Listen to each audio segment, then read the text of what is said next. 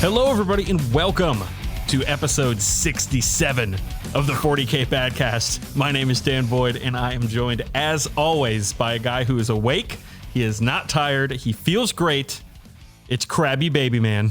Yay! Some of those things are true, but I'm not going to tell you which ones. But we're getting close over here. Oh, I know. You're telling me you're getting close? I'm getting close. No. Oh, Hachi Machi. We're getting so close. So fucking close. The perfect episode is real close. We don't know what it's going to look like or feel like, but it's going to feel good. Well, we know it's going to feel good. Yeah. It's going to feel good. G-E-W-D, good. All right. Enough of this. Let's get into the aspects where we talk Sure. about what's on our hobby radar. Actually, no, I'm going to back that up because of the word you just said and how you said it. I, this weekend, went to our friend Scott Horace Heresy and his beautiful fiance, Katie Bishop's wedding. Oh, sweet. So how'd that go? It went great. So I just want to say congratulations to Scott and Katie. It was a wonderful wedding. But the reason I bring this up is I noticed something about the priest during the ceremony. Okay. He said two words that clued me in to where he might come from originally. One, storm. But did he say it like that? No. He said storm. Oh. And then he said not important, but important. And I was like, uh-oh, Father John, he's from Boston. Oh, okay. With the sort of inflection you're putting on there, it sounded a little bit like you were trying to imitate Bernie Sanders. Oh, no. I've got my Bernie Sanders impression down pat. It's fantastic. Maybe one day we'll get into that. But no, Father John, he was from Boston, and it had me giggling at the ceremony while my wife was trying to get me to stop giggling. So well, here's the thing. You don't know he's truly from Boston unless he was wearing cargo shorts and a Pats jersey and holding a nice large Dunkin' in the middle of February. So I don't know. Maybe he's just from a town nearby. Maybe he's from Hingham. So that being said, yes, that's the normal way how you notice if someone's from Boston or not. But he was in a priest's outfit. So yeah, the cargo shorts and Pats jersey situation is an unknown quantity here then. Yeah, he might own them. I mean, he definitely owns them. Can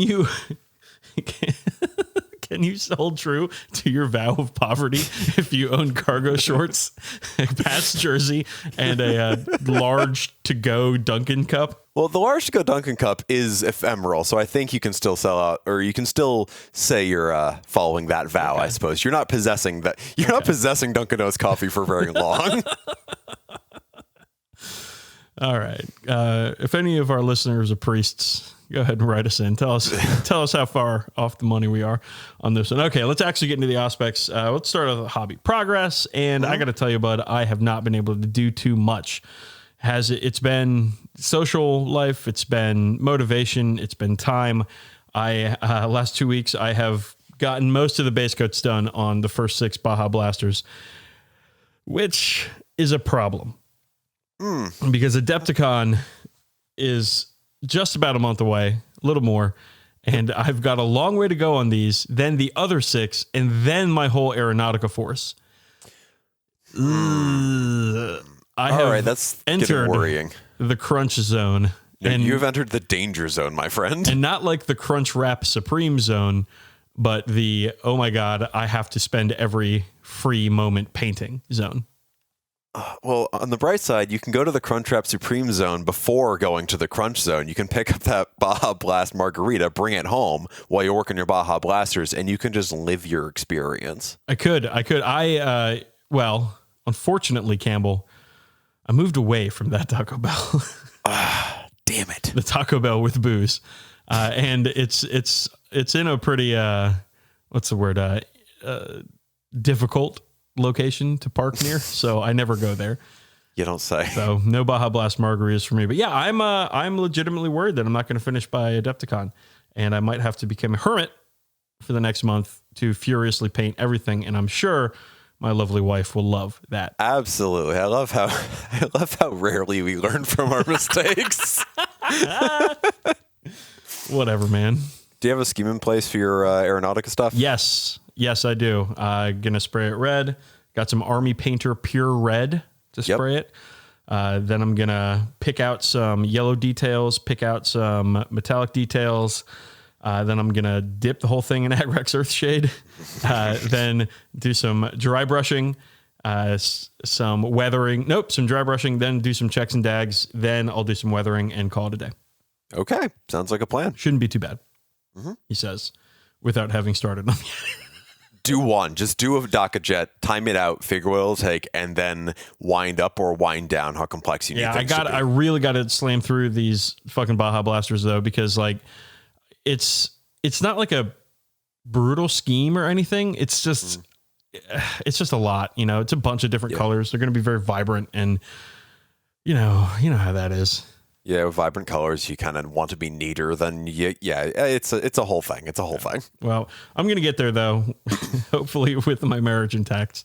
But I'll get there. Is it too late to get annulled?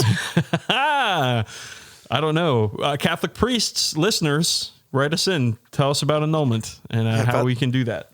About to say, I'm a member of the open ministry. I can officiate weddings, but I got nothing on how to get rid of them. Yes. Well, that's the problem, isn't it? Anybody can get married. It's getting unmarried.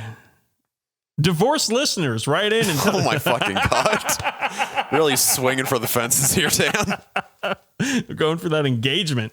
All right, man, tell me about your hobby progress. I'm sure it's going to put me to shame and make me feel terrible. Sorry, I'm just in awe at the matrimonial hat trick you just pulled. All right, so I was telling you before the show that to understate it, work's been a little slow lately. So I've had a lot of time just to do whatever the fuck I want, which has meant I've gotten an awful lot of hobby progress done. So first off, I finished those bastard Chaos Knights from last time. Love how they look. Thrilled to bits with them. Very happy I'm not going to have to paint more capes when I get to the other Chaos Knights I have, since they're just the older plastic ones. I had a really nice afternoon where I basically sat down, built and painted the Sump Croc, which is, that mini's so fun to paint. It's such an expressive and goofy looking, adorable, gross creature. And it's another one I'm like, Anne, look at this cute thing. And she's like, I hate that. Get that away from my face. I'm like, how can she hate the Sump Croc? I know. How can you be mad at old Sumpy? Sumpy's adorable. So cute. Oh, it's one of my favorite miniatures they've released. It's a shame they haven't released like a Fear Cat yet, but I think the sculpts they showed off a while ago were kind of crummy. Other than that, let's see. I painted all the orc planes from the Aeronautica starter set. So if I can bring those, if you really need some planes to play with, Dan, I will let you know. I'd say they're Blood Axes schemes. So I got like some green and blue camo on them. I'm not really super thrilled with them, but they're basically my demo planes for if someone wants to play with me at home. I can be like, here's how Aeronautica works. Here you go. I also built and painted the Marauder Destroyers. I just got to do their bases and then they'll be done. Yeah. I built the Chaos Lord and Karkadrak because, it's just one of those easy to build, just snaps it together and it's done. The Chaos Lord and Karkadrak from the Start Collecting Slaves to Darkness set. It's the dude in the big lizard. Oh. I was really lizard happy for like 2 days where I built the Sump Croc and the Karkadrak guy, and I was like, maybe I can paint the Karkadrak the same way I paint the Sump Croc, but I don't know. I haven't really figured it out yet. Chaos Lord on... No, I don't see Karkadrak on the website here. He's only available in the Start Collecting Slaves to Darkness box. Oh, okay. Yeah. Oh, now I have to search for that. I will patiently wait while you hammer away on your keyboard. Start collecting Daves of Darkness. They don't got any Daves of Darkness. I checked earlier. Really upset about that. Let's see this guy. Hey, there he is. Yeah, he's pretty cool. Yeah. That's a good model. Is that new? Yeah, everything in that set's new. Oh, wow. But also everything in that set is on separate sprues, so they can easily break it up to be like each box their own thing. New sprues. Yeah. Hey, this large lizard has a nose piercing, a septum piercing. Yeah, I know. It's dope, right? One of the Chaos Warriors in the set I wonder if he listens to Incubus.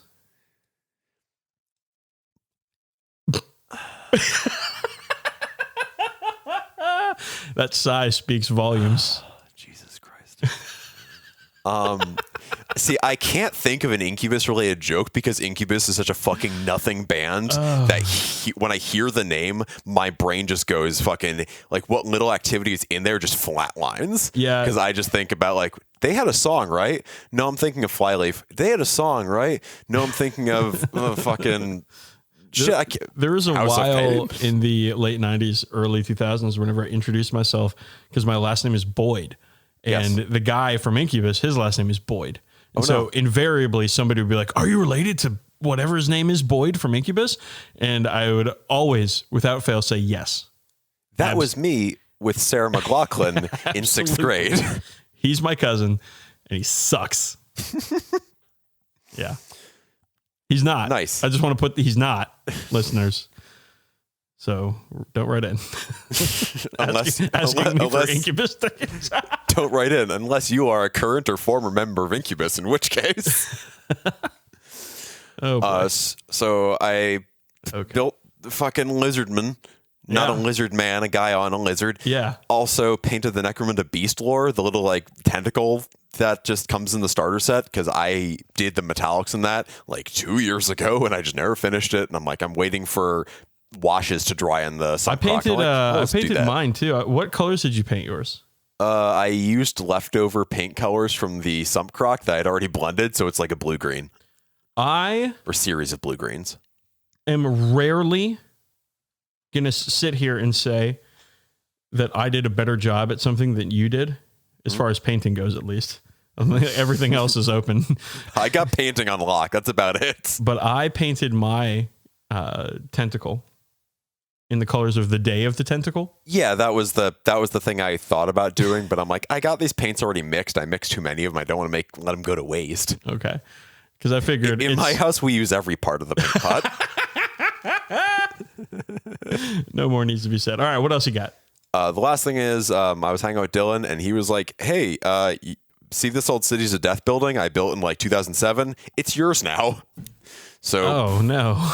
Yeah, so I just added some details to it and I just painted it like over the last 2 days. Just spray on each, like sprayed red in the outside, bone on the inside, washes, dry brushes. I hate the fact that you get to paint all the time and I have to do things like work and go to weddings and spend time with my wife. Nope. Just kidding. No, and I know you went on a trip to New York City and everything, and you're still killing me with this shit. Yeah, I mean, I wasn't doing hobby progress while I was over there, except for some reading, which we'll get to much later on in the show. Not that much later. In like 10 minutes. Probably more. Maybe 15. Okay, is that all you got? That's all I got. All right, let's move on to games played. Did you play any games in the past 2 weeks? You're going to continue to hate me because I played 2. Oh, yeah. Go ahead. They were fast and furious, though. There were 2 Necromunda games against Cody. We're kind of winding things up before we get into campaign. I don't think there's really a date set just yet, but we're basically just shaking the rust off, getting some games in, trying to remember how the game plays, essentially. Excellent. So I just brought my Goliaths. In the first game, he brought his Enforcers. And he took the lead right away by shooting one of my guys, and they fell down into a bottomless pit. Ooh. But then the next, God knows how many turns were just my dudes advancing, getting knocked over, getting back up while I forgot about Nerves of Steel, and then obliterating his dudes once they got close enough. Campbell forgets rules? I know. It's weird. It's never happened before. I just need someone to stand over my shoulder and tell me the rules, which only happens every time I go to an event. So yeah, the game went pretty well. That one did anyway. I mean, I lost one guy, but after that, my dudes just obliterated all the Enforcers. I don't know if it's just because it was in Underhive board, like not it was a Zone Mortalis board. I don't know if it was just because it was on with that or what, but it felt like Enforcers pay an awful lot for durability, and they don't really have that much. Like their stats aren't that great. Yeah, that's accurate. Yeah, but their shooting isn't. They're extremely average. They're tough, and they have some good weapons and some good war gear, but they lack in effectiveness, punchiness. I mean, they also lack in inflammability because I shot them with the blazing rivet cannon over and over again, and that was pretty dope. So that thing fucking rules. It does now. Now that they took Unwieldy off of it, yeah, it's really good. Now that you can move and shoot with a gun with 9 inches of range. Yeah. So my second game, Cody broke out his Orlocks instead. And this one was actually like much more of a game as opposed to just, ooh, what do enforcers do? Oh, they die. Cool. So in this one, we had 6 of these loot caskets around it. And in this campaign, we got a house rule where basically whenever a ganger opens a loot casket, you roll on the table and there's a chance you could find drugs inside. Ooh. And if your ganger fails a willpower check, they take a drug at random. Which I love. So his dude. That is awesome. Yeah, I will be That sure is to. such a good house rule. I don't remember what the exact roll is, but we just roll a d8 and, it's one of those drugs on there. And I like it because the drugs all in Necromunda are all really kind of esoteric, and I don't feel like I would use them because the drawbacks are potentially so high. Generally, I wouldn't want to put it on like my champion who might just turn into a foaming idiot and die. But when you randomly roll up on them in the middle of a game, that's pretty cool. Yeah, I'm gonna need that because I want to start adding that to my campaigns. I think it's definitely worth it, and I highly recommend we do it at the Cinco de Necro dose this year. Yeah. So the first one he got was Gast, which listeners may not know can give you psychic powers, but it can also make you go insane. Yep. And naturally, he rolled a 1 and went insane, so that ganger just ran around for a while before coming back to reality just in time to run off the table. Did that ganger become permanently insane? Oh, this isn't a campaign game. This was just these are just both like I exhibition feel like you games. should still find out. Yeah, shit. Cody, hit me up. He had another one of his dudes take get Acrotic Slime, where you basically take a test on every one of your stats to see what gets buffed. Yep. And it's like your chances of getting buffed stats are really good and really easy. It's just like, oh, your weapon skill is 4 up. Well, roll a 4 or less. He rolled the highest concentration of 6s I've ever seen to fail every single one of these tests except for initiative. So this dude suddenly is initiative 3 or something like that. At which point he just gets shot by a bolt gun or something, so he gives a shit. Yeah. But in this game was more of our gangs just like steadily chipping away at each other, and he was like pinning my dudes with his grenade launcher, or doing flesh wounds here and there. This time I remembered I had nerves of steel on my champions. They would just get back up. And that didn't really help my champion with the rivet cannon, who missed not 1, not 2, but 3 short range 2+ to hit rivet cannon shots in a row. Sounds about right for Necromunda. Yep. But so it was going pretty good. And he really had me on the ropes because most of my guys were flesh wounded or seriously injured. Like I only had 4 guys left on the table out of my initial gang of 7. And he still had like 5 of his 8. And we roll our bottle tests. Let me tell you, one of us passed our bottle test, and it was not the boys of House Orlok. Cue him failing cool on every single activation after that, leaving nothing but Goliath on the table. And it was like after the staggering series of bad rolls for the drugs, then the staggering series of bad rolls for cool checks, I think Cody should not use the Orlok dice. No, he might have to want to switch to a different house's dice. Yeah, but if he hadn't failed that bottle test, he would have finished me that turn, no question.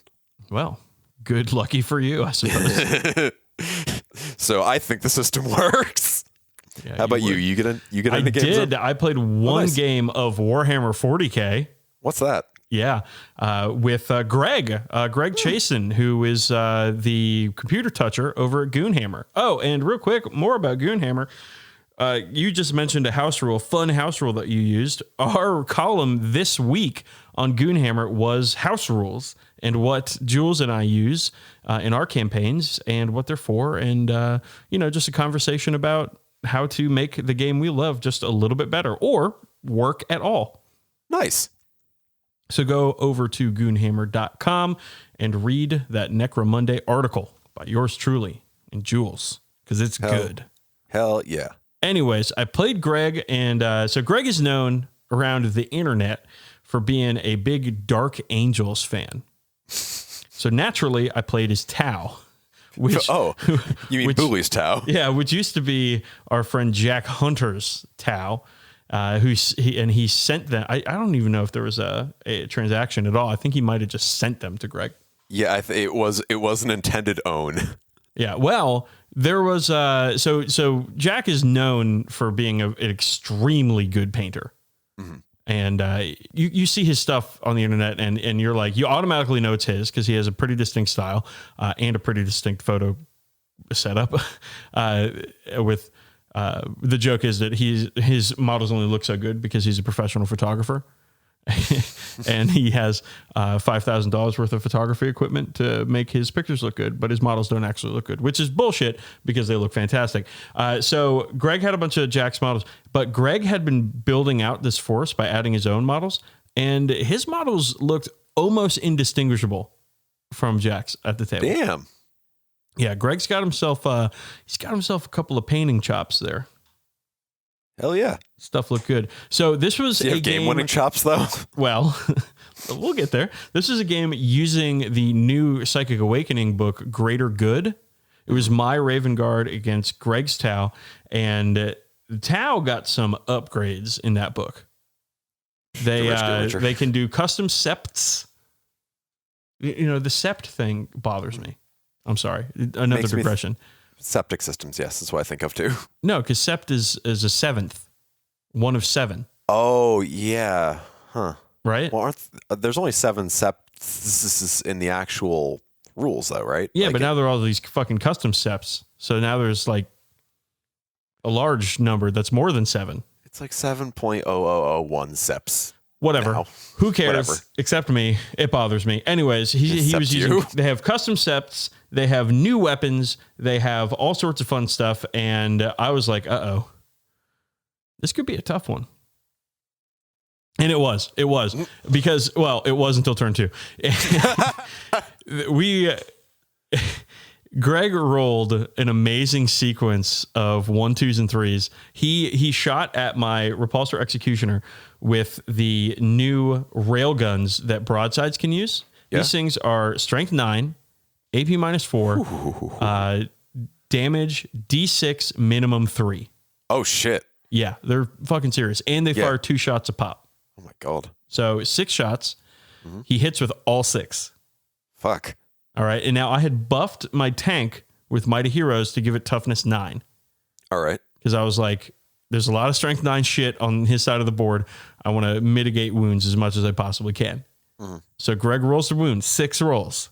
5 of them are 1, 2s, and 3s. And then he rolls a reroll on one of them, and it's another 1, 2, or 3. So 5 out of 6 did not wound on a 4-up. And I think he did 3 wounds to my tank that turn on a turn that it needed to die. And it did not after that. And then it continued to do mean things to his army. And that was, unfortunately, that he had another pivotal moment where his Riptide with the new Riptide gun, which is crazy good because it's like, it's like 6 shots by itself. Strength 9, AP -4. And if you overcharge, well, it's damage D3, but if you overcharge, it's damage 3 plus D3. Woo. And this thing, it like just didn't hit. Like it hit twice and then it didn't wound at all against the repulsor. And so it was just like woof, really bad rolling in his part. And then the repulsor got to survive and, take its revenge on the rest of Craig's army. And that sort of maybe not sealed the game, but then Shrike showed up. Mm-hmm. Because I deep shriked him. Coining that one? Oh no, I hit the wrong button.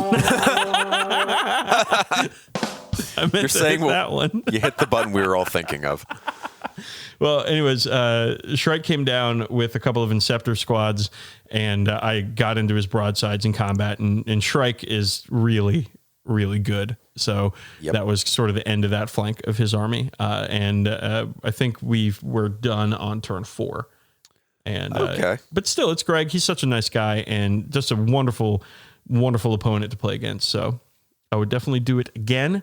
Though those Tau stuff, man, if he ever gets good at rolling, watch out. If you have read his articles on Goonhammer for more than a paragraph, you'll know that being good at rolling is not one of his strengths. So, no, but he is one of the funniest people we know. So thanks a lot for the game, Greg. And, I'll see you soon, bud. 'Cause I'm coming for you. Oh, he's getting married this weekend. Oh, Jesus. So good luck with that, bud. Yeah, no kidding. Everybody's getting married. They're not stupid like me getting married in the summertime. They're getting married in the wintertime, a.k.a. the cheap time. Smart. Good job, fellas. All right, let's move on to new stuff. There's a bunch. Not as much as like a big reveal at a Nova or anything like that, but there's still a bunch. There's a big reveal on Saturday. This Saturday? Yeah, in 3 days at some toy fair, there's a big reveal. I have no idea what the hell it's going to be, but you know what? Great. That's not our problem right now. Wonderful. Okay, so there's a new book coming out for Necromunda, and it is a supplement for House Goliath. It's called House of Chains, and this I am far more excited for this than I am for the Boston-based rap group House of Pain. As well, you should be. What I feel like Whitey. Oh, okay. My ex in college liked his solo album, Whitey Ford, I think the guy's name is, and she's like, "Oh, this is so good." And I feel Everclear is his name. No, I Everlast. Everlast. Everclear. Everclear is we can live beside the ocean. Leave the fire behind. Swim out past the breakers. And watch the world die. That's a great fucking song. We're on different metronomes here, I think. It's cool. It's a Skype deal. I'll figure it out. Don't worry. I'll fix it in post. I'm sure it'll sound amazing. That band, dude, that band fucking whips ass. I don't even care. I think they were a trio too. Yeah, power trios were all the rage in the 90s. You know that. Fuck yeah. Anywho, House of Chains. Sorry, that was my terrible House of Pain joke that I was really excited for and I still almost botched. Yeah, House of Chains is coming out, and this is like I'm shaking with excitement to pick it up on Saturday because I pre-ordered it from Games Workshop. Like it's so cool that they're doing basically Space Marine supplements for the Necromunda houses. Yeah, and while you may be shaking with anticipation, I'm shaking because I've got roid rage right now because I'm trying to become a Goliath in anticipation of this. So anyway, I've already pre-ordered this and like the new Goliath set and the new cards and all that stuff, which this is the first time I've pre-ordered anything in a fucking long time. Yeah. Yeah, you got to get the cards. Hey, listeners, real quick. If you're on the fence about getting the cards, get the cards. The Necromunda like play aid stuff goes off the fucking web store without any warning, and they never do reprints. Yeah, dice and cards are super limited for specialist games in my experience. Get them. Get them while they're hot. But everything that's coming out for this stuff, it looks incredible. I love the look of the stimmers. I love the look of the prospects who are not Juves. Yeah, let's touch on them. So these are two new categories of fighters that Goliath gangs can hire. One are stimmers, which are champions with hilarious weapons. One is an assault grenade launcher, which is basically, he's like a, what do you call it? An aggressor, a 40k aggressor. Yeah, but instead of, well, I guess bolters are technically little grenades. So, yes, they're rocket propelled. Yeah. Yeah. So he's an aggressor without the power fists, which is great. It's probably firing multiple templates a turn. It's going to be awful. It's just awful to play against. And then they have the Forgeborn, they're called, which I believe are maybe not replacing Juves, but as a thing you can buy other than Juves. So with experimental weaponry and stats that aren't terrible, because Goliath Juve, oh my God. Goliath Juves? Goliath Jits, also known as Goliath Juves. Goliath Juves are remarkably awful stat-wise. Yeah, they're fucking waste of points. I've only ever taken them because they were free. I saw I think the table of contents was either like in an official image or a leak. I don't remember which. It was an official, yeah. Yeah, I think it's on this there website. They were saying for both prospects and for Juves. Okay, cool. And I think what's going to happen is going forward in each of these books, because they are doing one of these for every one of the house gangs. Yep. Over the next 3 quarters, and I assume the 2 quarters after that to round out all 6 of them. Probably a good assumption to make.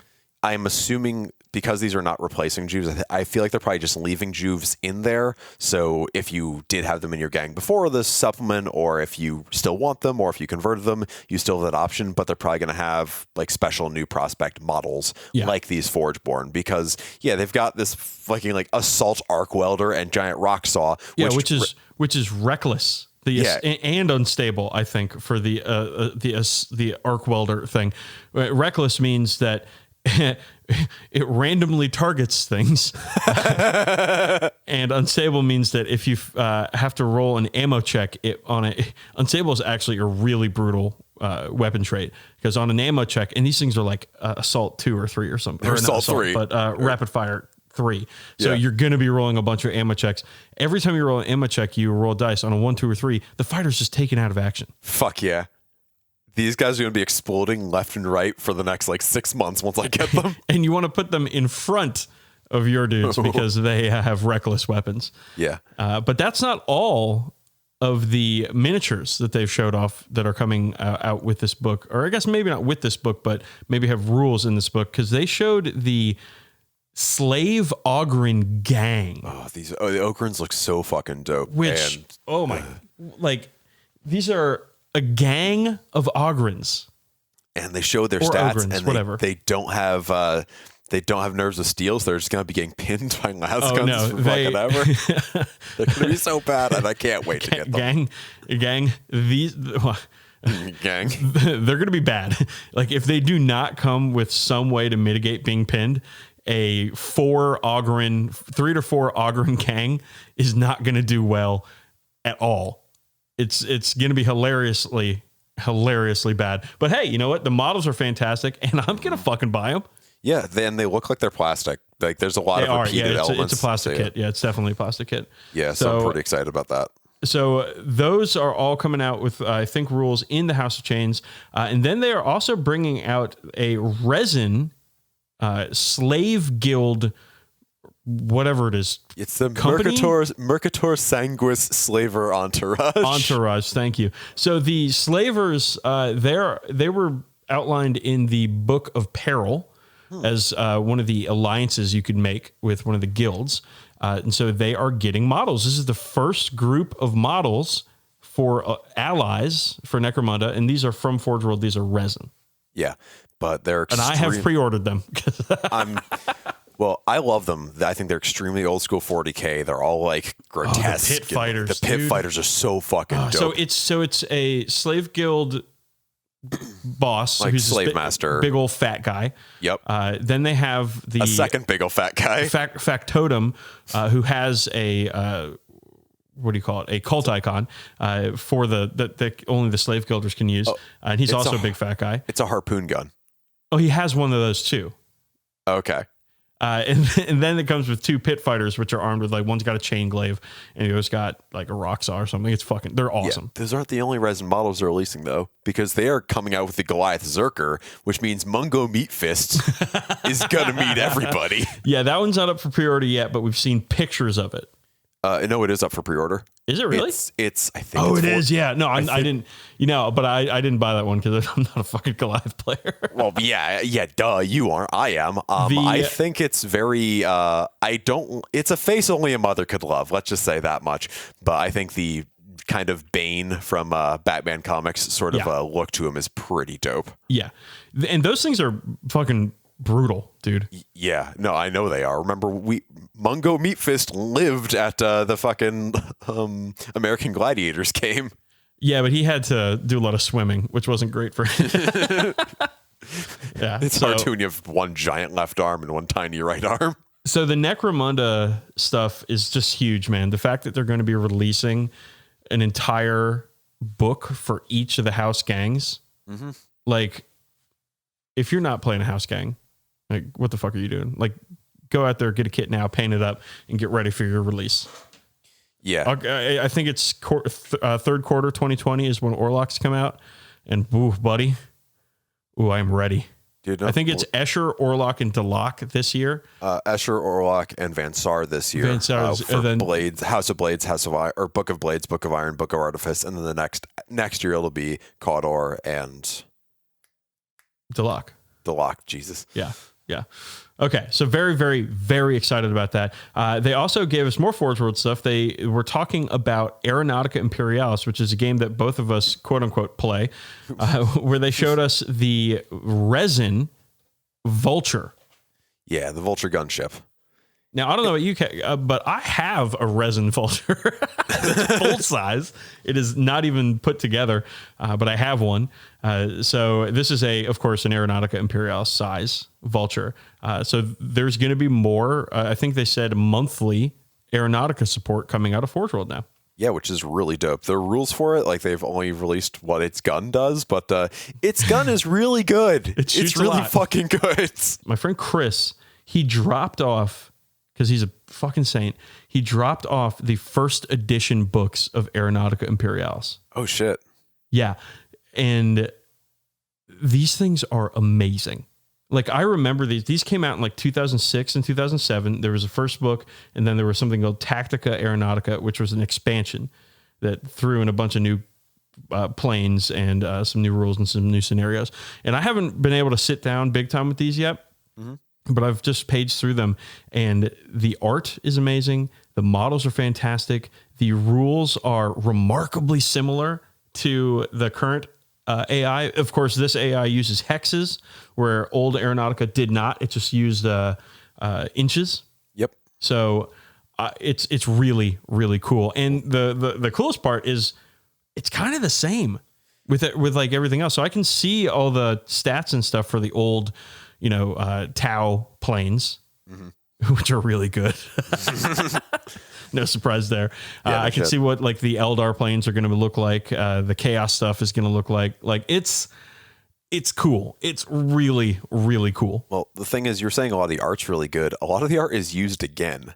Yes, it is. Like a lot of the photo art, a lot of the just like the color plate sort of art, a lot of it has been used again. And well, these books are out of print. These Aeronautica Imperialis books, you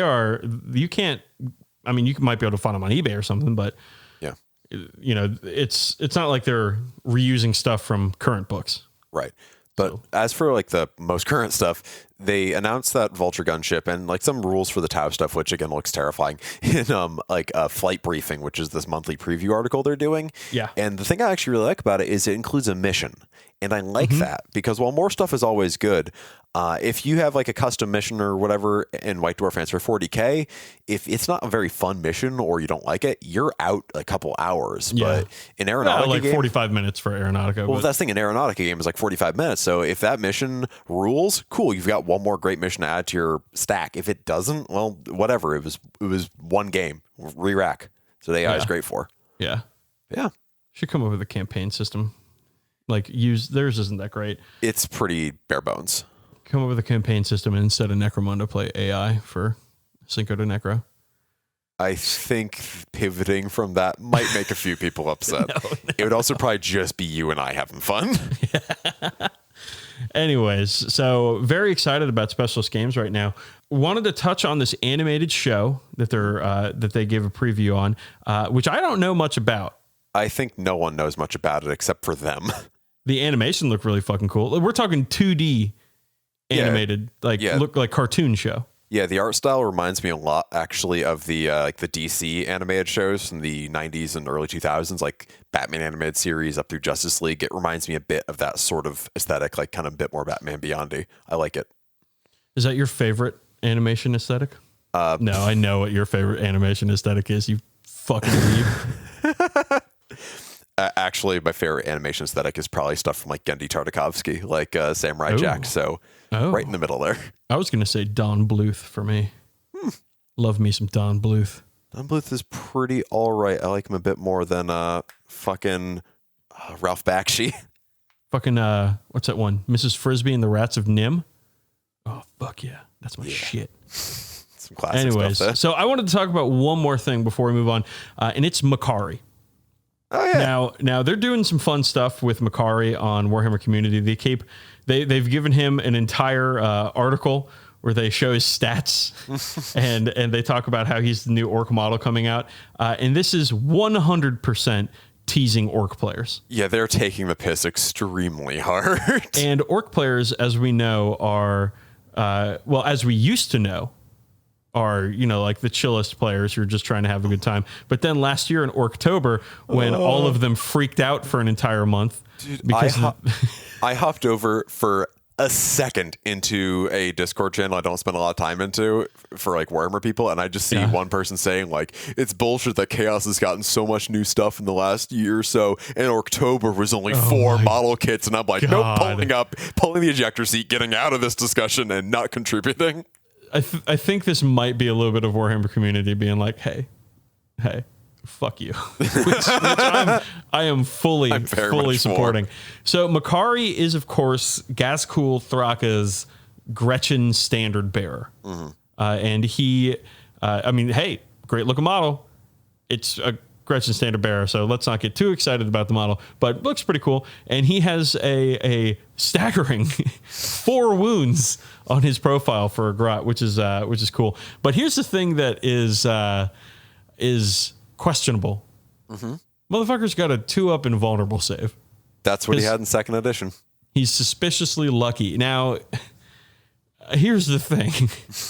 This is going to get heavily abused in competitive play if they don't attach things to say like Makari can't be your warlord, because I imagine he's a character, and I don't know in the orc books if it says that grots can't be your warlord, but I don't think there are any grot characters. There's no grot characters aside from Dered Gabo, who whatever, he's not in the rule book, so I can't check that right now.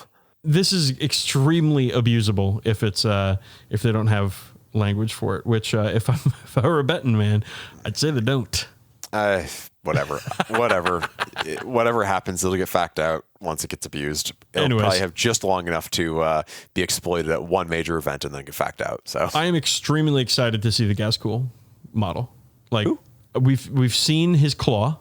Yeah, we've seen his one of his giant boots. There's been some composite photos, so we'll see about real soon. Very excited to see the whole thing. I'm very amused by the insistence that there's just he has a friend, whatever, but this is Makari's big release. Okay, let's move on to we make the call, but first we have a shout out we want to make. I'll let you go ahead with this one, Campbell. I just wanted to give a little shout out to a listener who emailed us a whole bunch of really good stuff. Stephen Abdallah, he shared a bunch of good emails as well as a music video of his dogs. So the bar has been raised for a shout out, listeners. Not only did he send us a music video with his dog, he named his dog after you. Yeah, which is you know what? His dog is named Grumbles, which I'm a big fan of. I would have been a big fan of that if it wasn't a nickname of mine, but they look like a very sweet girl and remind me a lot of a dog I rode next to on the train the other day, who is also a very good girl. Yes. So. Stephen had, oh no, my cat has now wrapped herself in the cords under the desk and can't get free. Oh my God. This is untenable. This is I wish she would just go like that. This is the most and least pet-friendly episode we've ever done. Anyways, Grumbles is an adorable little dog, and Steven seems like a really cool guy. And Steven, if you ever come to an event, I hope you please come out and say hi to us, because I would love to meet you. But let's move on. We make the call. This one is from Reginald McGee via email, and he says, "Here's a spicy one for you, Chef Boyardee and your sidekick Chicken Noodle." Which I love. Never heard that one before. When gluing together kits that have little dangling or extra pokey bits, do you opt to just not glue them? I find it much easier to cut out the middleman of them breaking off by just refusing to glue on long spikes, cables, antennas, not antennae, but antennaes, or other poorly designed bits. So, Campbell, what do you do with these things? I don't buy the model. How many things have we talked about where it's this is dope, I don't want to transport it? I find that's kind of a bigger problem with the bigger model kits you get. No, but like what about Sentinels? And Sentinels have those little antenna on the top. Yeah, they do until they break. Well, no, that's what we're talking about. If there's a obviously breakable bit on a model, do you put it on and do you paint it? I think I left the antenna off my Shadow Sword, but generally, if it's an extra bit you can put on, the radio aerials for Lehman Russes or whatever, I'll leave it off generally. But otherwise, I try to make sure I have the right storage for it. Or if I don't, or if it's just an infantry model, I try to make sure they're stored in a way that works pretty well. I have so many spearmen for my Empire army where they're a bunch of thin plastic spear halves. Those things are going to snap off if you just provoke them wrong. So I have to be very careful with how I layer them over each other.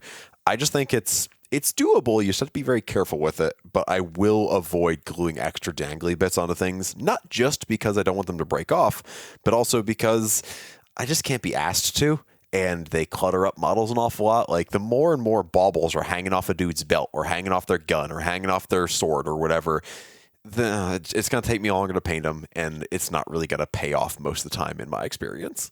Okay, so this is a rare time on the Badcast where I completely disagree with you. Okay. I think you fucking glue that shit on, you fucking paint that shit, or you're a coward and you deserve, you heard it here, nothing but scorn. And if it breaks off, it fucking breaks off and you paint over the break. Or you glue it back on. Or you glue it back on if you can. If you didn't lose it. No. Fucking put the whole model together, paint that shit. Fuck yeah. None of this bullshit. Whatever. Get out of here, Reginald. No, that's actually a very good question. I recently had, some casualties in the game against Greg. The antenna on top of the head of the Phobos captain. Oh, yeah, that snapped, but I found it and I glued it back on. Because of how my it's like a quarter of an inch long. Oh, I know. Ask me about gluing the Goliath cigar into the dude's mouth. Fuck off with that shit. That may as well be a bit of paperclip.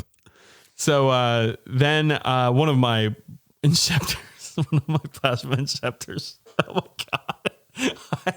I think I posted this to Twitter, but I'll check if I didn't. But this fucking inceptor has broken a couple of times, and I couldn't repin him, so I had to cut his stand. Oh my god! So now he's like half the height of the other inceptors in his squad. I'm looking forward to just like over the years, just like a time lapse photo of your inceptors coming slowly closer and closer to Earth until they're just on a different base. I actually think this one will not break. I think it is too short to have the pressure from the case to break in that way. I think it's gonna be good. Oh man, but it's Dan. Time makes fools of us all.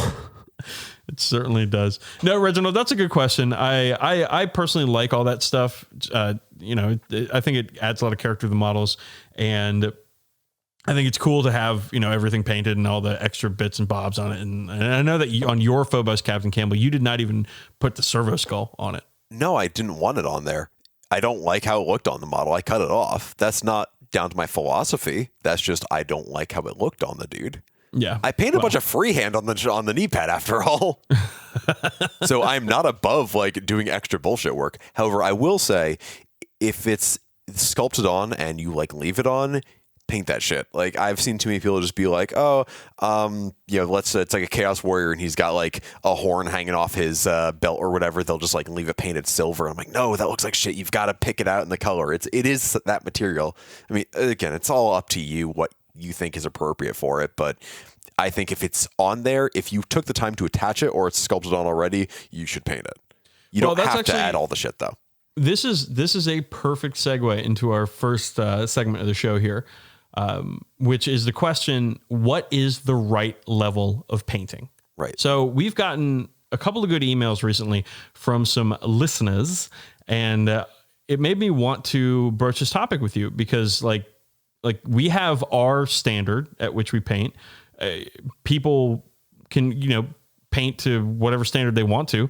So let's talk about it. Let's not figure this out, but let's have a conversation about what is the quote unquote right level of painting. So let me, I'm not going to read these emails in full, but let me reference them real quick. So the first one is from my friend Chris, who's local to me. Ooh. He's a Death Guard player. So he sent an email and included a meme of that one fellow with the really intricate facial hair, the rent is too damn high guy. I don't know if you remember him. But the meme says the detail of GW models is getting too damn high. And he goes in to say that the problem with these are like every single piece has so much detail that he says it slows down the painting. Like it's fine. And he references the sisters, and I quote here, sisters Inagata Davida tank. Like that thing looks awesome, and as a centerpiece, it should have a ton of detail, whatever. But like when like every individual Death Guard model has just oodles of detail, or every individual Sisters model, new ones that are coming out, has oodles of detail, or in your case, every individual Slaves of Darkness model has a ton of detail in the model itself. It's going to slow people down painting, or it can for some people. And then we had another email from Russell Golden, where he had a kind of a long spiel about, you know, his hobby history. But now that he's like married and has kids and stuff, he finds that he doesn't have a ton of time to paint. And he certainly doesn't have a ton of time to paint to you know, increased reach standard. And so he's talking about what we think about pre-painted minis. Now, of course, X-Wing is well known as a game system that came with pre-painted minis, where you could just open up the pack, slam them on the table, and you're ready to go. You didn't have to do anything. So as somebody who doesn't have the time or the inclination to paint, you know, what do we think about pre-painted minis? So let's get into this a little bit. What you just said is kind of like where it's like at a panel and someone's like, they raise their hand to have a question be asked. And they're like, actually, I have 3 questions. Because these are all pretty big discussion. Okay. Well, let me, I'll start this off. I'll break this down. All right. So let's talk about details. Are miniatures too detailed? And like, what level of painting do you have to get to do these details? My biggest fear, like GW stuff being too cluttered with detail or whatever, is not new. It's not ancient, but it's at least something I've seen going around as a regular discussion point for the last, I don't know, like 8 years. I remember when they recut the Tactical Squad kit for the 6th edition Space Marine Codex, I was like, oh shit, when these come out, they're going to be so overloaded with bling. Like if you looked at the Death Guard or Death Company kit, or the Sanguinary Guard kit. Oh yeah, they just had so much shit hanging off everything, like blood drops and vials and skulls and like everything was covered in everything, which meant you have no room for solid color, for freehand, for transfers. Like a lot of things you can do to express yourself weren't available to you unless you took a file to the model, start shaving stuff off.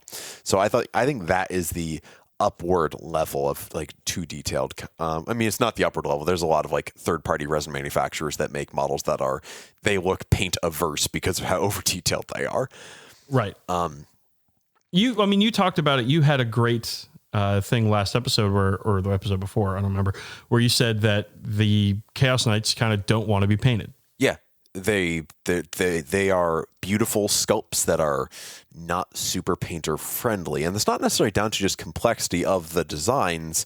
Like the dudes all have like chainmail and stuff hanging off them everywhere, but they're posing as well. I can empathize with Chris here because I'm totally OCD when it comes to painting. Like I have to hit every detail. Yeah, and if I played an army with regular troops as detailed as Death Guard or Sanguinary Guard or whatever, I would go fucking nuts.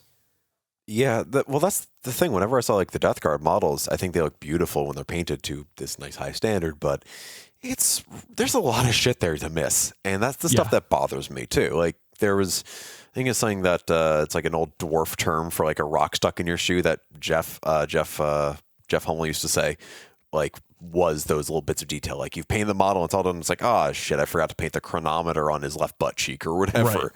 Right. Yeah. No, but I think there are kits though that do the level of detail correctly for troops, at least. Like the Primaris Intercessor kit. I mean, we've talked about how much we love this kit before, but it's fantastic because your individual Marines, they don't even have to have that much detail on them because you don't have to add all the little packs and chronometers and extra helmets and shit that they can carry around. Yeah, no, the whole Primaris range is like, I feel like it's a very intentional winding back of the Space Marine aesthetic from that overdone everything all the time sort of look to something much more streamlined that you can then dress up how you want. So like my veteran squad, which have been sitting here a third of the way done painted for maybe 2.5 months now on my desk, all have like cool shoulder pads and some cool helmets and like extra shit hanging off them, but they're veterans. They should look a bit more special. They aren't your regular rank and file. Yeah, I think if I were dealing with something like Death Guard or something like that, I think I would probably go for style rather over detail. Yeah. Like maybe take your character models and you can go through all the details on those because they're supposed to stand out. But I would say having like a cool style or a cool color gradient or something like that is the direction I would move in for if I was painting a whole army of that. Well, one thing I want to go into here, though, about painting levels, because you said you would just hit them with kind of a fairly basic stylized level, not the really involved sort of look where you're hitting every single detail. Yeah. And I think it's important when you're starting any sort of project or working on anything is figuring out what level you want to paint that to. Yeah. So like my Marines, I lavish attention to every single one of them. It might take me 5 to 8 hours to paint a Marine. Maybe less. I actually don't know how long these things fucking take me, but these are like super involved. I tend to take them to like display events and so on. I put all the time in the world to these guys. Right. While with like my average line infantry type stuff for, say my guard armies or my orcs or my slaves of darkness guys, I might hit them up with like, I'm going to hit them all with like a wash, a layer, and a dry brush, or wash, layer, and highlight rather. So like they look good and they look extra good from a distance. When you get up close, you're like, oh, these guys look good. I see where you could push this farther, but they look good as is. Right. Yeah. And then like at the very bottom is like really basic stuff, where I'm like the counters from my Aeronautica set, my Necromunda turn priority coin, my like the barricades for Necromunda, most of the ground assets for Aeronautica, like this stuff, I just hash it out. Like it's a wash and a dry brush, and maybe picking out a few details here and there, but I'm not spending a long time on it. And it's important to figure out ahead of time how much work you're going to put into something. Because you want to make sure it's consistent too. A lot of people will paint to, what's called the tabletop standard, right? Like, you see it from 3 feet away. And then they'll plan to go back in and make it better after time passes. And I think that that's a good way to think about it too, is you get things to where you're happy with them. Maybe they're not perfect, but you're happy with them. And then if you want to, you can go back and spend time on them. I think that's a great ideal, and I can't imagine it. I don't know if anyone's ever actually done it. I don't have proof that any human being has ever done that. Because Justin on the IC's podcast talks about doing it a lot. Peter does too, but he also doesn't have a backlog. Because if you're like, hey, Campbell, do you want to build and paint this brand new kit of like badass Chaos Warriors, or do you want to go back and hit up all the pupils on Squad 5 of Regiment 2 of your Valhallans? I'll be like, fuck, I'm not painting eyeballs today. I'm painting cool new Chaos Boys. Which, I mean, by the way, I am crazy. I do paint the eyeballs on all my models whenever I can. So there might be a few kind of wall-eyed warriors in the middle of that platoon. But but that's the standard I accepted when I started that project, was like it was going to be pretty simple overall, but put a little more detail in the faces because that's a focal point and that can elevate the entire paint job. Yeah, I think you're onto it there with like deciding what you want, what level you want to paint your project at. I think that's like the main thing, and keeping it like an army that's even maybe not like even a battle ready. The battle ready standard that Games Workshop is doing. Pushes, like that throughout an entire army on the table looks amazing. Yeah, and it is indicative of a not insignificant amount of effort. Like whether that's like, if that's the absolute highest, best you can paint to, that's awesome. And just like keep pushing it from there. Yeah. But I find when it comes to like pushing myself, I have a very hard time doing that unless it's on a new project. Like I'm not, I painted Crimson Fist army back in like college. I've never gone back and been like, I'm going to start trying new techniques in these models I've already finished. I would rather try out a new technique on a new model. And if I ever go back to that old army, I'll just paint to that standard.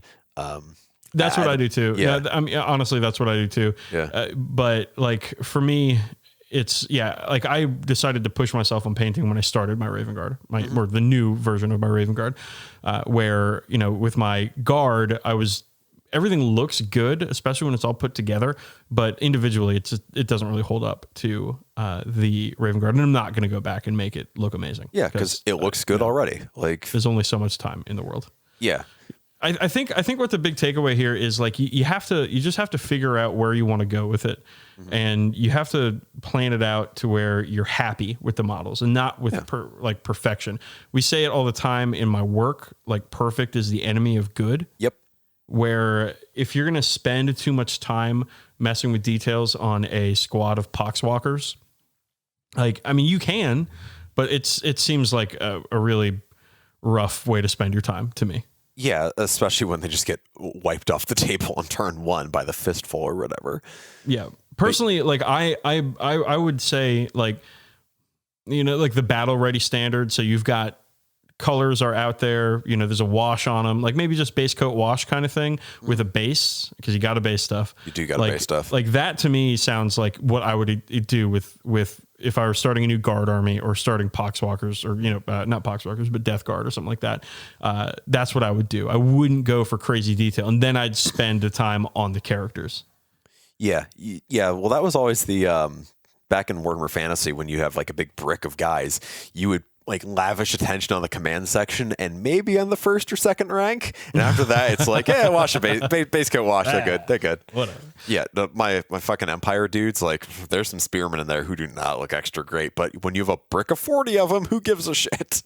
So Chris, like, I think like picking a style and maybe going stylistic instead of detailed for especially the troops might be the way to do it. But remember, like everybody's has their own right level of painting. Yeah. You know, we're not, I don't want anybody to think that we're telling people how to paint or what level they need to paint at. I think everybody should feel comfortable with what makes them happy. Yeah. Every painter and every project is going to be at its own level, and that's fine. Like, personally, I don't go around criticizing other people's paint jobs.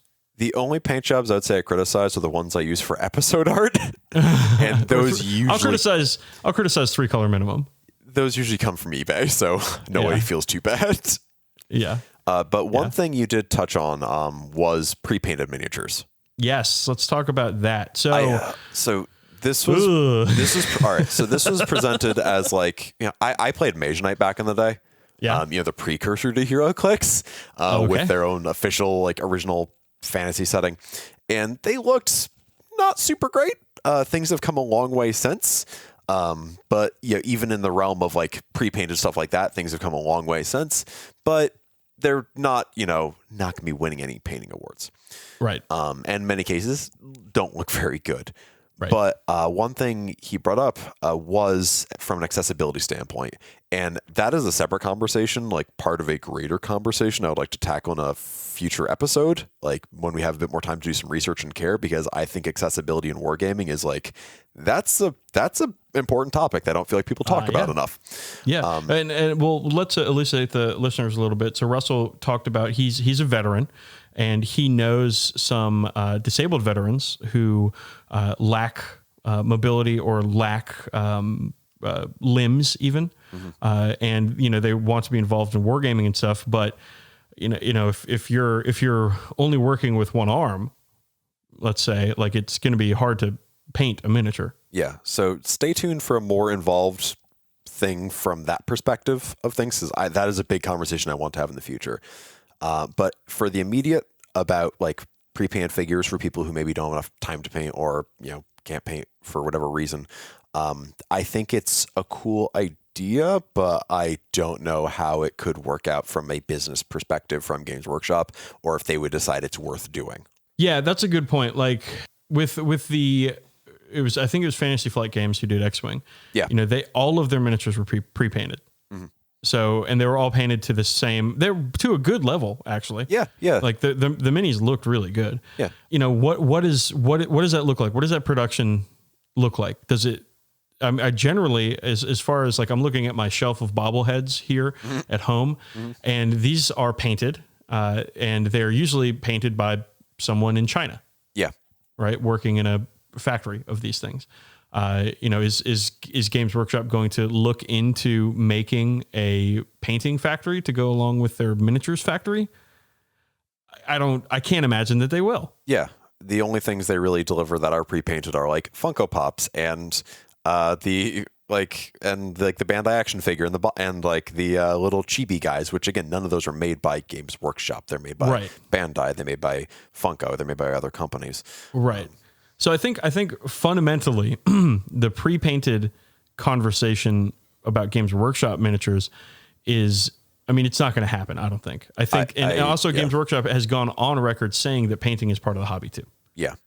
And so I think there's a good reason to have pre-painted miniatures for people that don't have time, that don't have the ability, or don't have the inclination, or don't have whatever. Like, pre-painted models makes a lot of sense. Yeah. I don't think they're ever going to come from Games Workshop. And that's where the commission painting comes in. That was the next bit I was actually going to bring up there, which it isn't necessarily a solution to that problem, because one thing with pre-painted miniatures is, by and large, the ones out there are pretty cheap.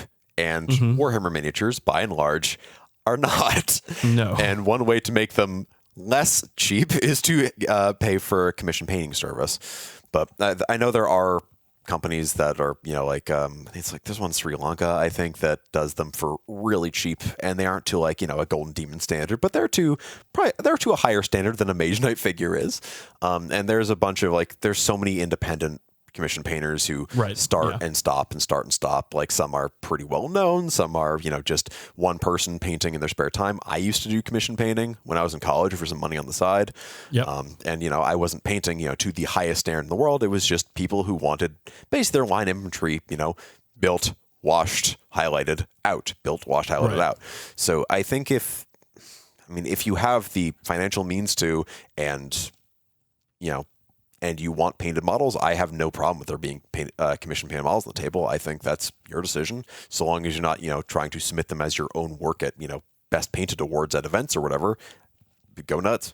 Yeah, I'm with you on that one. I feel like there's an ethical problem as far as getting really nice commission painted models and then saying they're yours, that you painted to win awards for them. I don't really think that's a cool thing to do. I think that's also something that happened once, though. That isn't something that I think happens all the it's time. Not a regular. Yeah. So here's the question though. How do you feel about pre-painted minis? Because having a well-painted army is definitely a point of pride for me.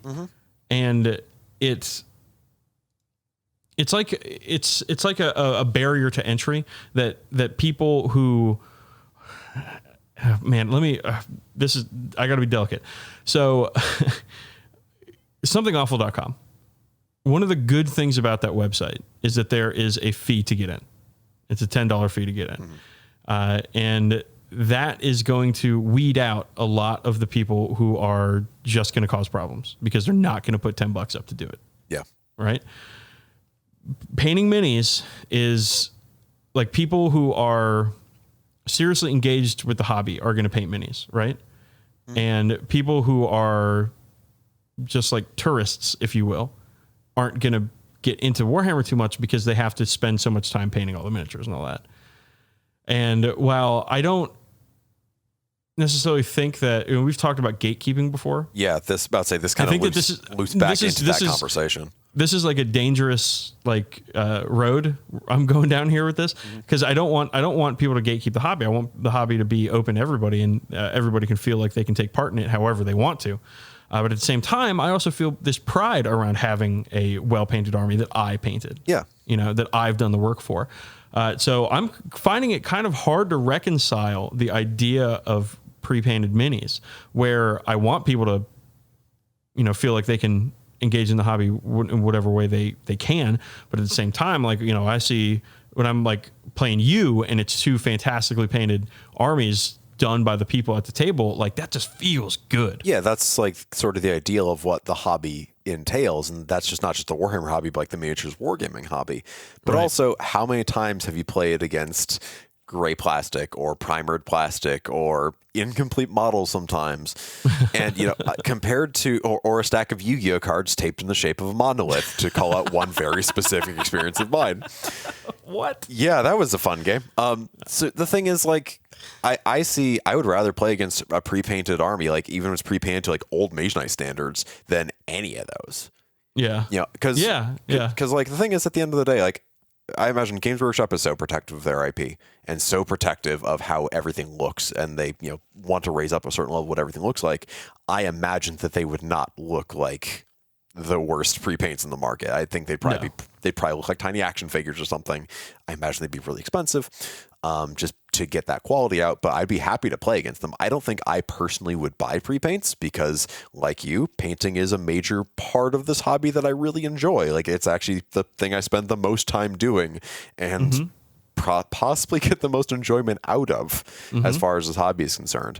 But if other people want that, if someone were to get a pre-paint army just to get started in the game and then move on to a different army, or maybe start repainting their pre-paints the way a lot of X-Wing players do. Because Duncan Rhodes paints his pre-painted X-Wing stuff. Peter paints his pre-painted X-Wing stuff, like that's not uncommon. So, I mean, and maybe if there were pre-paints and they had like cool sculpts that were separate, I might buy them to paint them. Yeah. But I would not be using like out of the box pre-painted models, me personally. Right. But that's just because painting is my thing. Yeah, I feel like the takeaway from this conversation is like, you know, we don't know, right? Because at one point we want our tables to look good, our games to look cool, and like have a nice visual storytelling aspect to them. But at the same time, we also don't want to gatekeep, and we don't want to, exclude anybody with accessibility issues. Mm-hmm. So, yeah, that's a tough question. Yeah, and while we might say it's impossible or not going to happen, I would have said the same thing about Imperial Knights, Plastic Sisters of Battle, Plastic Necromunda, like all this shit that's been happening over the last few years. So yeah, I'd say anything's possible, and I feel like we're far enough away from the days of HeroClix and Mage Knight actually threatening Games Workshop's share in the market for them to not want to be like at that level. But even actually, I think there was a Lord of the Rings pre-painted game where they were on little hex bases that were the same hex bases as Aeronautica Imperialis or something very similar to it at the time. And they had altitude and everything. Yeah, and I think Games Workshop manufactured the models. You say that, but I think that slider was like for action points or something. I think Games Workshop actually made the models, so I think there might be a little more of a connection there than. You know what makes me really sad? Whenever I see a Games Workshop painted, like promo material Aeronautica Imperialis thing on an unpainted base. It makes me so sad. My bases for my Marauders are outside drying as we speak. Yeah. Okay. So this is a conversation that we want to keep having with you guys. Like it's really interesting. Yeah. You know, and I would love to hear people's perspectives on it for level of detail, level of painting, pre-painting. So get at us, contact at 40kbadcast.com. I'd love to hear your takes, but let's move on. Campbell, we are bringing back a listener favorite segment, Fulgrim's Book Nook, and this is going to be a double book nook. Yeah, because they're both really short. It's a book nook. Book 2 nook 2. All right, so we have a couple of books here that we have both read. Mm-hmm. Well, I've read one of them. It's a novella. It's not a book. We've coincidentally both held these books at separate times in our lives. Yes, I have not read the entirety of the second book we're going to talk about because, well, it's a lot, but we'll get to it. So let's talk about our first one. It's called Wanted Dead by our friend and potential listener of the show. At least one time listener. At least once. Mike Brooks. And this is a novella about an Escher gang in the Underhive. And I have it in my copy of Underhive, which is a book of short stories from Games Workshop about Necromunda. And it is the first story in this book, and I would argue the best story in this book. Well, then that's a good recommendation already. Yes, and I think they do sell it as a standalone novella, and I think we got a copy of it in our Nova bags. Yes, which is how I got it from the Nova bag you sent me. It's like, it's from that first set of novellas. But yeah, so this one focuses on an Escher gang called the Wildcats, and namely one ganger who I guess you'd say is a champion within there named Jelena. And they find themselves ambushing the wrong caravan when they're just trying to shake them down for money. They kill a gilder, and what ensues is a brief story of double crosses and deception with a bit of action and Underhive flavor here and there. Yes, it's fast paced. It's got a couple of twists and turns. It's got some excellent action scenes. It's fun. It's a really fun story. Yeah. It includes Goliaths. Mm-hmm. It includes other Escher gangs and plenty of face paint. Yeah, I'm ready, man. It's got some. Okay. How spoilery do we want to go with this? Because it's a short story. It's only like 110 pages, which is the perfect length for my tiny brain. I say fuck it, man. Let's go. All right. All the way. So basically, the other Escher gang is called the Violet Death. Yes. Which I love that name. And it's so good. It's so evocative. their hideout is a nightclub fortress called Life After Death, and I love that so fucking much. I kind of got the vibe of like there are a lot of like movies in the late 90s with nightclub scenes that usually have like vampires involved, and it was like straight up like Underworld or the second Matrix movie Triple X or the Valkyrie Ragnarok from Max Payne. Like I got that vibe from it. I'm like, oh yeah. Yeah, were you an industrial goth in the early 2000s? Hit us up and let us know. Bonus episode about Max Payne. Oh, I would love to. I fucking love Max Payne. I put dozens of hours into that game. I put dozens of hours into all three of them. I don't know if I played Max Payne 2. I definitely played Max Payne 3, and it fucking ruled. Yeah, we'll get to them another time. Okay, all right. So basically, the Wildcats ambush these guilders, get a tip off from like Violet Deathganger that the Iron Tyrants, Goliath gang, and like a bunch of bounty hunters are going to be coming for them because you don't kill guilders. Like that's just one of the hard rules of Necromundan society. That's illegal. Yes, and most things are, but this is one that's illegal and frowned upon. Yeah. So the Wildcats basically are just trying to get out of town, but before they can get out of town, they get split up. Most of them get killed by the Iron Tyrants.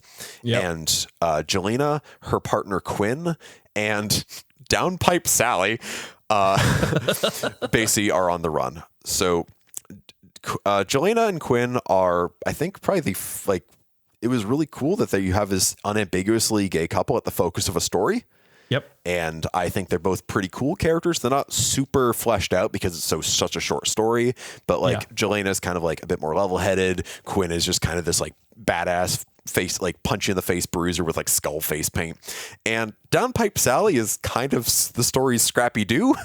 Yeah.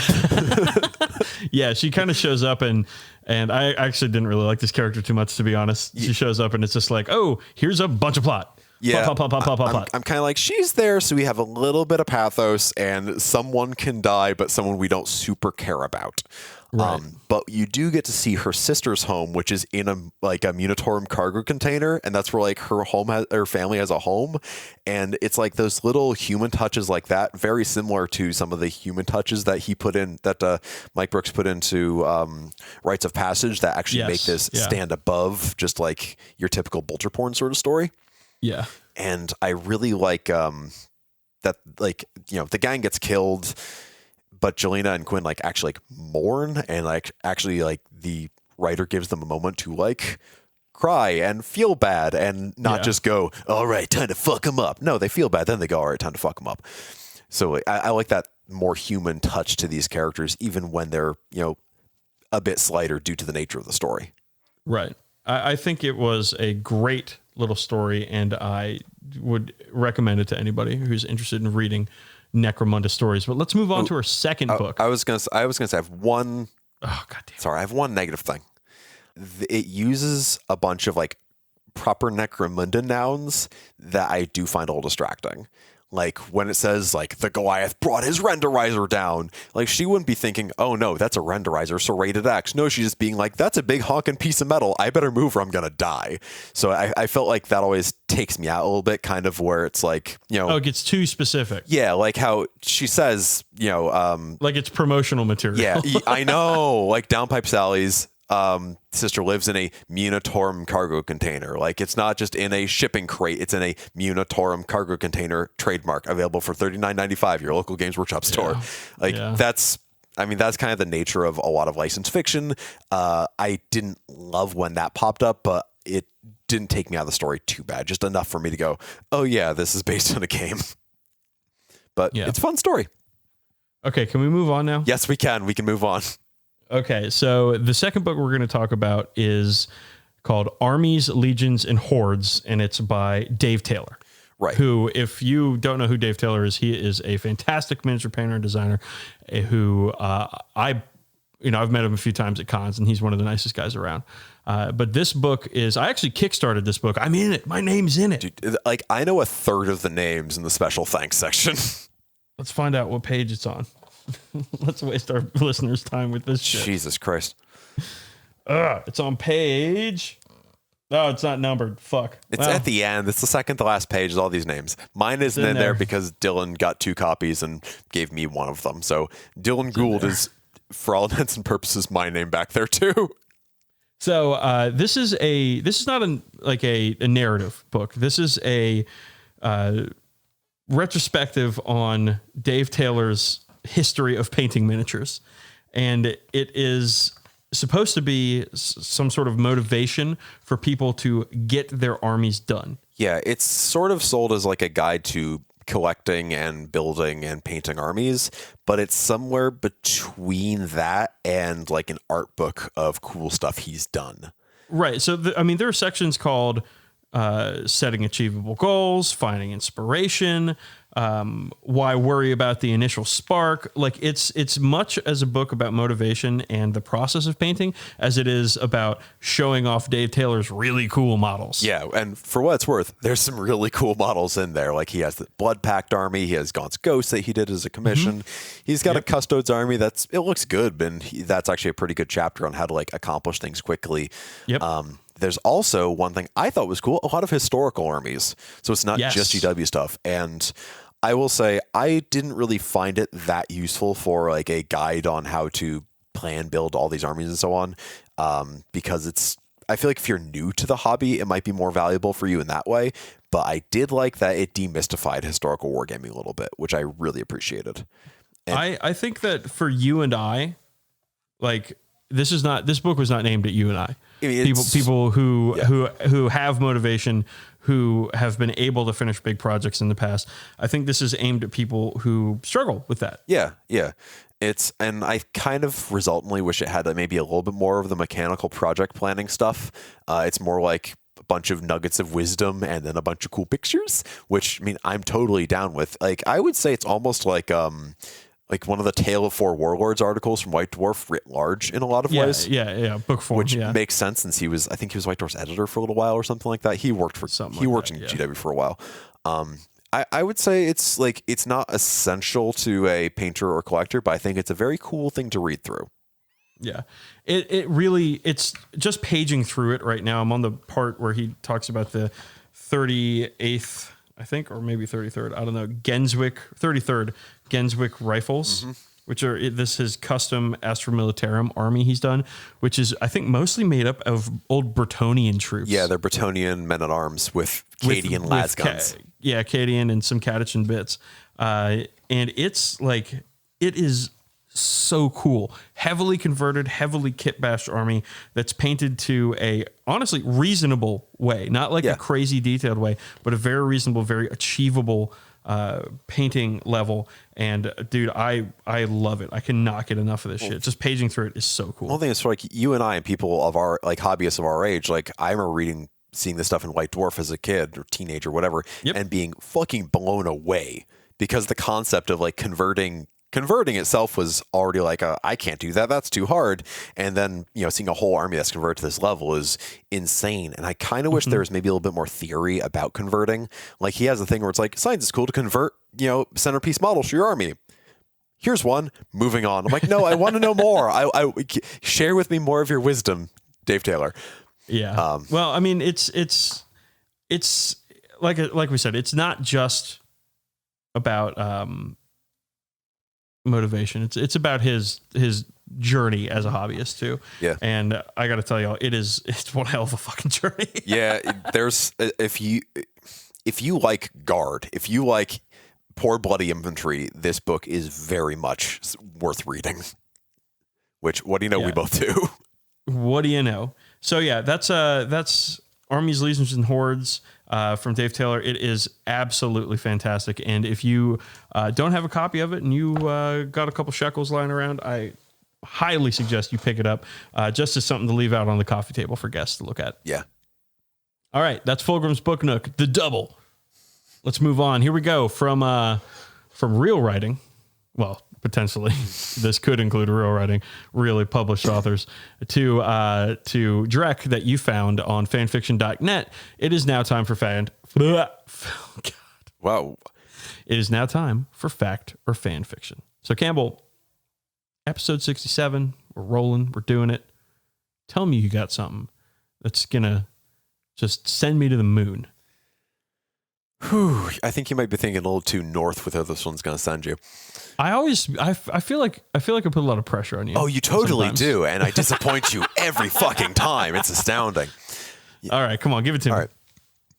Primarch Sigmar Solarius watched the burning surface of Holy Terra from his personal battle barge named Shining Angel. He was the one of 20 superhuman false emperor sons genetically engineered to lead his armies of Astartes in so-called Great Crusade. Unfortunately for Emperor, capsules of 2 of them land among the cultures that were preaching equality and interspecies tolerance. On his native planet, he founded human empire alongside short humanoids called dwarfs and primitive Eldar called elves stood as unbreakable wall against the forces of chaos orcoids called greenskins and other threats to civilized races.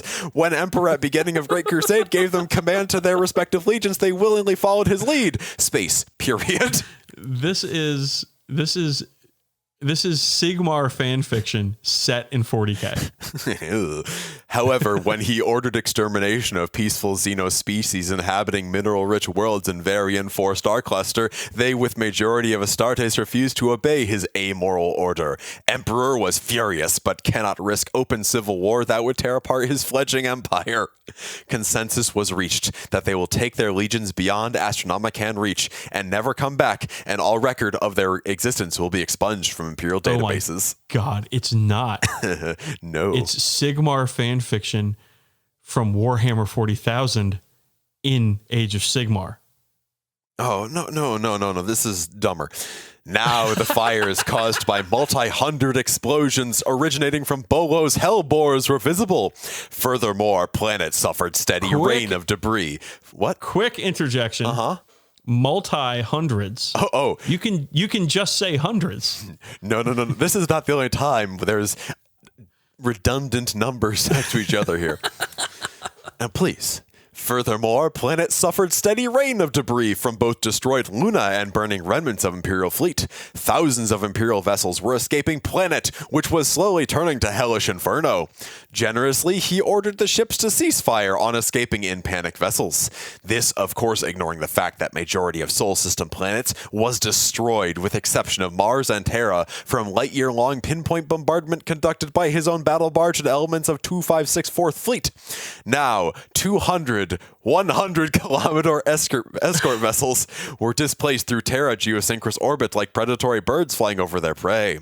This, of course, not ignoring and least 60 ships from Omnisciac Mechanicus, who also participated in this invasion. Oh my God. Devout worshippers of Omnisciac were excited and zealous by the fact that they conquered their religion equivalent of Terra, ancient city of Jerusalem.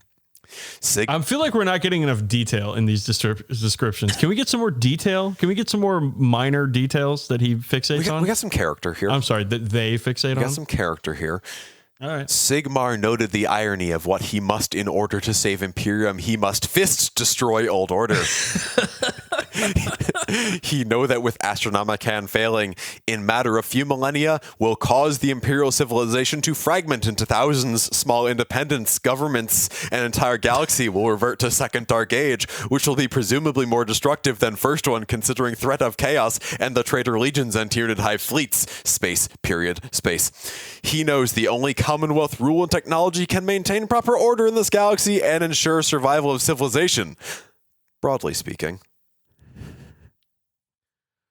Oh boy. Now, Daniel, my manual, my sweet cocker spaniel from Japanio, I'm maybe a quarter of the way through this. Oh, let's stop here though, please. But you don't want to know about how even the famed 13 Black Crusade led by the famed Abaddon Despoiler was nothing compared to the Commonwealth invasion? No. The Commonwealth of what? Massachusetts, ostensibly? Okay, well, I'll tell you what, there, homeboy, that is not fact. That is fan fiction because it's a Sigmar insert in 40k. It is Sigmar being the Lost Primarch, which, I mean, we've heard there's various, occasional things like maybe the Papa Nurgle in the Age of Sigmar fought Drago. Maybe there's chain swords in the, in Chaos Armies. Maybe there's more there than you might think. But you sure it's fan fiction? Yeah, I'm sure. Fuck, you got me. That is Fall of Imperium by Mikapol. Got him. So unfortunately, what? Mickapol, which Mickapol. I assume stands for Mickey Poland. But yeah, Mickapol. his only other fan fiction is about our good friend JD's favorite film of all time, Avatar. And I do not think I'm going to read that because, oh shit, it's cross between both Avatar and Avatar: The Last Airbender. That'll be really bad. I'm just gonna close this tab before I get hurt. Sounds like JD would love it then. Oh yeah, no, it's a twofer there. Okay. Well, thanks for that, Campbell. That my brain now has holes in it. Thanks. It has 100, 200 kilometer holes in it. Multi-hundreds of holes. Okay, well let's start getting out of here. Let's do a little plugs first. Goonhammer.com. We both write for the site. It's good. You should go. Yep, they have a Patreon now, so you can throw money at internet idiots in 2 different places. They copied our idea of having a $6.90 They're tier. fucking stepping on us with that one. We better take. If I gave a shit, I would do something about it, but I don't. But any Patreon things there go to keep the site going because it's. Servers need money and all that shit, so go help them out. And while you're web hosting, that's the thing. It's not free. No, it's the thing I do for us and I forget about. But if you do want to go over there, you write Necromonday, as you mentioned earlier. I did a good chunk of a how to paint Imperial Guard or Astra Militarum article, which you did a bit in there too. I did. So if you want to find out how to paint fucking whole 1990s Red Era GW Imperial Guard, I have mine in there, and I'll show you how to paint them. They look great. We also have a Patreon. Yes, we do. So, maybe go to that one before you go to the Goonhammer Patreon. And we have 3 tiers of support there, $1, $5, $6.90 tier, and you can choose which one you want to be a part of. We do stuff every month for the Patreon donors, and we got a fun one coming up this month of February. Yep. And I can't wait to record that next week. You can also look like us. Well, your clothes can, not your face. Oh my God. I got dragged on Twitter. Oh no. The other day.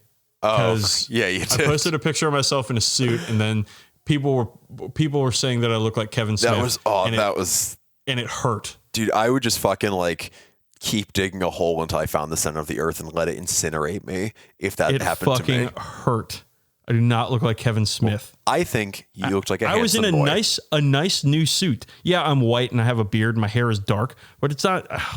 Here's the thing, you're not wearing. You motherfuckers telling me I look like Kevin Smith. You're not wearing Jenkos with 12-inch in diameter leg holes. Or a fucking hockey jersey 5XL hockey jersey. I'm wearing a nice tailored suit.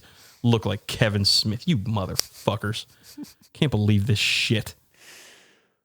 I'm too angry to do plugs now. Anyways, we have a Spreadshirt store where you can buy shirts and they're cool. Yep. And Campbell's going to give you the URL because I can never get it right. Shop.spreadshirt.com/40k Badcast. We got a whole ton. Go check them out.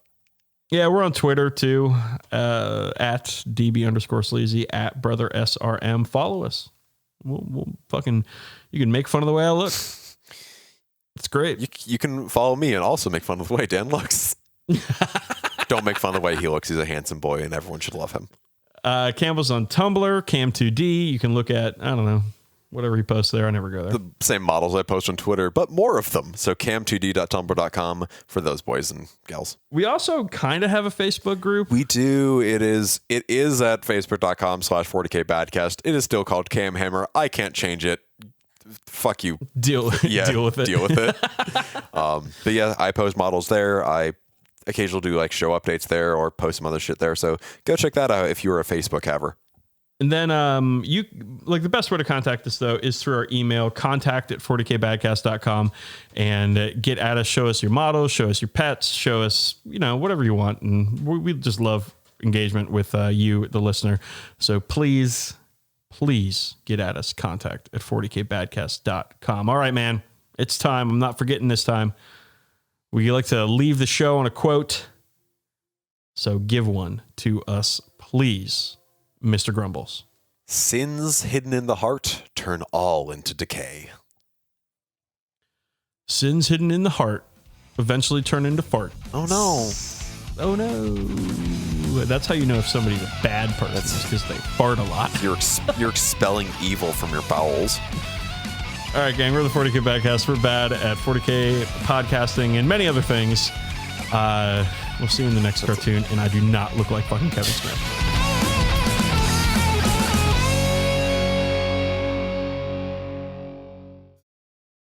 Methinks thou dost protest too much. I don't. You don't look like Kevin Smith. Feelings. That was like I had the same visceral reactions as if I got punched in the gut when I saw that. Oh, it hurt my feelings. Boy. Oh. Fortunately, I was drinking, so I was able to sort of take it as a glancing blow to my feelings. Here's the thing, but by doing that, you're also like letting it fester. Oh yeah, that's how I do. That's what I fucking do over here.